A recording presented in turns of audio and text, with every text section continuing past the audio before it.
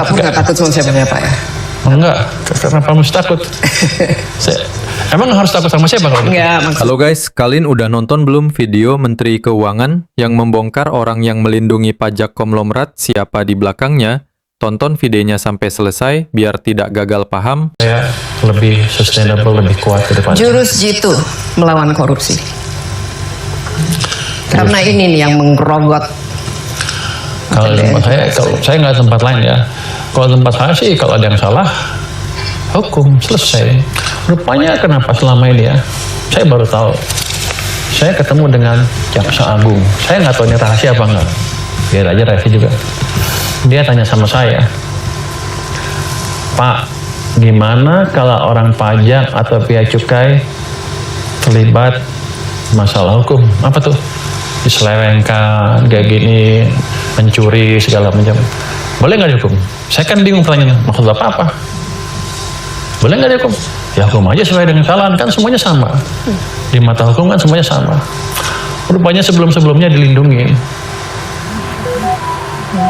Jadi kalau ada seperti itu, akan ada intervensi dari atas supaya jangan diganggu karena akan mengganggu stabilitas pendapatan nasional. Itulah yang menciptakan bukan moral hazard, seperti dikasih insentif untuk berbuat dosa. Kan begitu kan? Makanya itu balik lagi kan kita juga bingung di luar ada apa. Ternyata ada treatment seperti itu. Ke depan nggak seperti itu. Petugas pajak banyak yang baik nggak usah takut. Yang miring-miring boleh takut sekarang. Yang miring-miring boleh takut ini. Karena nggak akan saya lindungin. Tapi kalau dia nggak salah diganggu orang, saya lindungin habis-habisan, nggak ada urusan. Tapi kalau dia mencuri, terima uang dan ini terus minta perlindungan, nggak ada itu. Itulah salah satu kelemahan yang saya baru ketahui 1 bulan yang lalu, 3 minggu yang lalu. Ternyata ada seperti itu ya. Selama ini kemana aja Pak Pur? Ini saya baru jadi menteri. Kenapa ada sesuatu seperti itu? Oleh sebab itu kayak korupsi di negara ini susah untuk diberantas. Karena dilindungin. Ada ya. Jadi kalau diproses ditutup, diberhentikan. Berakar dan sistematis.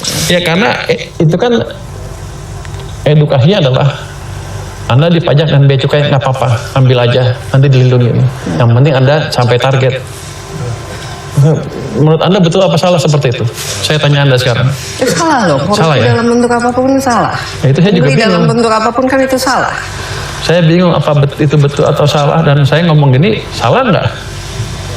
Tapi menurut saya nggak apa-apa. Jadi jaminannya adalah selama Anda melakukan tax collection dengan baik, tertib, dan nggak terima uang, nggak hajar sesuai dengan aturan, sabodo amat, saya lindungi sampai kapanpun. Jadi Pak Pur nggak takut sama siapa-siapa ya?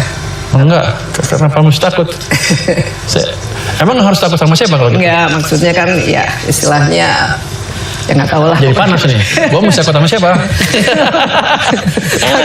Takut sama Tuhan harus. Enggak kan, kita gini. Perlambatan ekonomi yang kemarin itu ancaman yang real karena kelemahan di banyak sektor di perekonomian kita. Ini kita punya kang untuk memperbaiki. Kita memperbaiki separuh atau penuh, atau mau kita diamin aja. Kalau saya ekonom kan social optimizer, memakmurkan semuanya kalau bisa. Ini gila sih. Purbaya itu bener-bener nggak ada tekutnya ya. Mantap Pak Purbaya. Kalau kayak gini kan jadi enak dengernya. Tenang aja Pak, rakyat pasti dukung Bapak. Bongkar semua Pak. Jangan takut dan jangan ragu. Biar Indonesia makmur dan sejahtera Pak. Semoga Bapak dilindungi oleh Allah. Maju terus Pak. Rakyat sudah muak sama pejabat korupsi Pak. Salam 1 jempol Pak.